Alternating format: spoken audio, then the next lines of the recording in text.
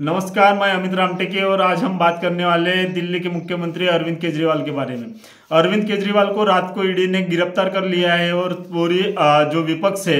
वो विपक्ष के सभी नेता जो है अरविंद केजरीवाल के समर्थन में आ चुके हैं। राहुल गांधी से लेकर राहुल गांधी, तेजस्वी यादव, शरद पवार, सुप्रिया सुळे, इन सभी नेताओं ने जो है विपक्ष के वो एक तरह से अरविंद केजरीवाल को समर्थन में ट्वीट किया है कि उनकी गिरफ्तारी जो है वो लोकतंत्र के लिए खतरा है और ईडी जो है संस्था एक संवैधानिक संस्था होते हुए भी लोकतंत्र का जो महापर्व है, अभी लोकसभा 2024 के इलेक्शन है आने वाले चालू है, तो इसी बीच में अरविंद केजरीवाल की गिरफ्तारी जो है वो विपक्ष के लिए एक बहुत बड़ा सेटबैक है।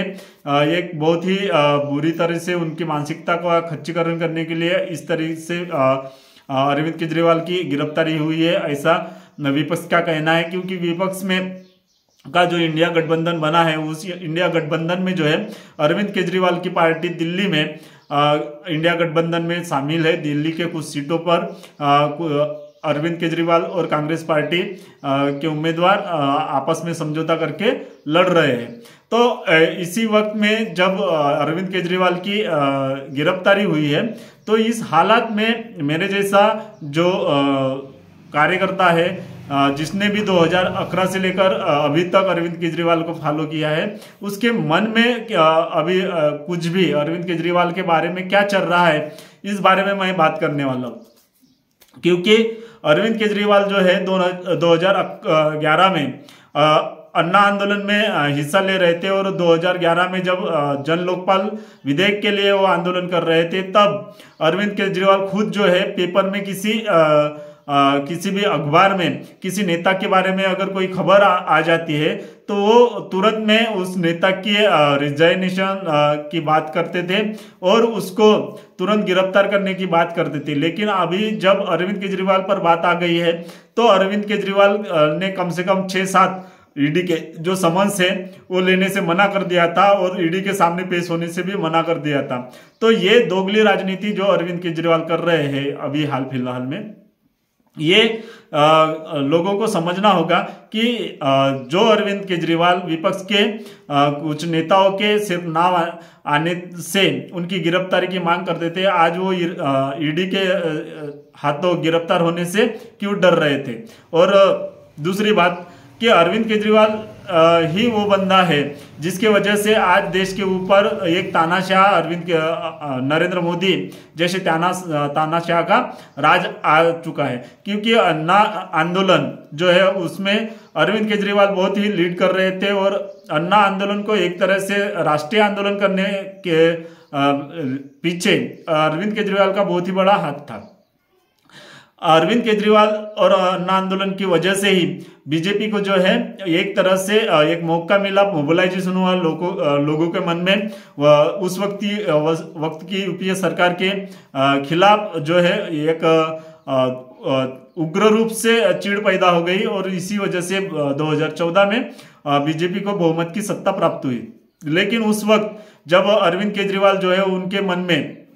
जो विपक्ष के नेता थे, लालू प्रसाद यादव हो, मुलायम सिंह यादव हो, डीके राजा हो, कन्हमोई हो, ऐसे जो SC ST OBC Hemant Soren हो, शिबू सोरेन हो, ऐसे जो SC ST OBC वर्ग से आने वाले जो नेता थे, उनके खिलाफ ये बहुत ही एक तरह से जहर उगलते थे और उनके खिलाफ कोई भी अगर खबर आ जाती थी पेपर में, तो उनके खिलाफ जो है वो एक तरह से उन्हें गिरफ्तार करने की मांग करते थे। लेकिन जब अभी वो खुद पॉलिटिक्स में आ गए तो उन्हें पता चल गया होगा कि कैसे एक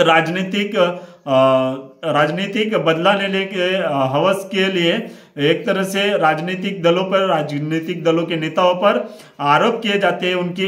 एक न्यूज बनती है और उस न्यूज का जो भुगतान है उनका जो प्रतिमा मलिन करने के लिए होता है और इसका खामियाजा अभी जब अरविंद केजरीवाल भुगत रहे हैं, तो इसमें मुझे किसी भी तरह से उनके लिए कोई भी सहानुभूति नहीं नजर आती है। क्योंकि उन्होंने मायावती, लालू प्रसाद यादव, मुलायम सिंह यादव जैसे नेताओं के ऊपर एक ही बहुत ही घिनौने आरोप किए थे, भ्रष्टाचार के आरोप किए थे, जो कि किसी भी न्यायालय में कि अभी तक साबित नहीं हुए थे। और फिर भी उनके चरित्र हनन करने का, उन बहुजन नेताओं के चरित्र हनन करने का काम जो है अरविंद केजरीवाल ने किया था। तो मुझे उतनी ही सहानुभूति अरविंद केजरीवाल से है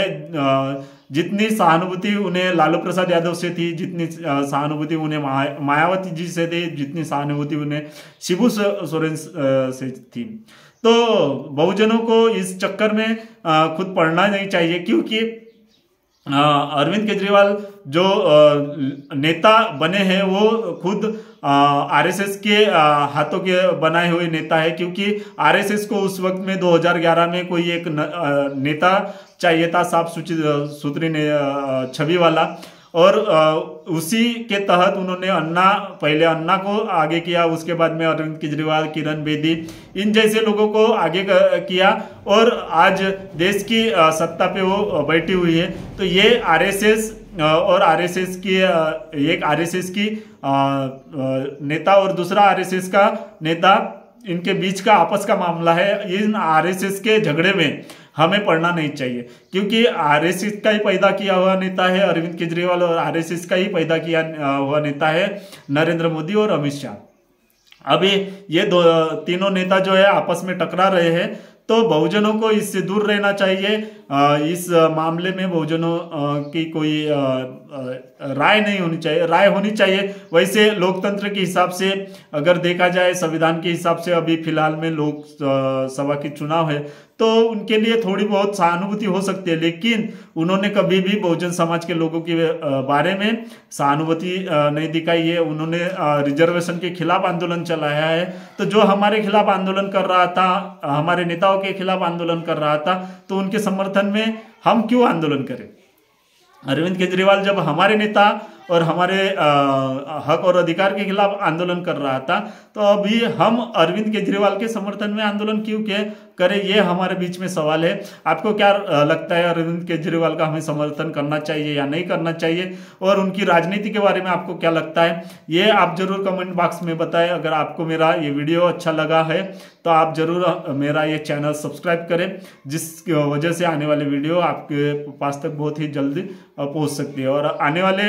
वीडियो में हमें किस बारे में बात करना चाहिए, ये भी आप कमेंट बॉक्स में लिख सकते हैं। जय भीम, जय भारत।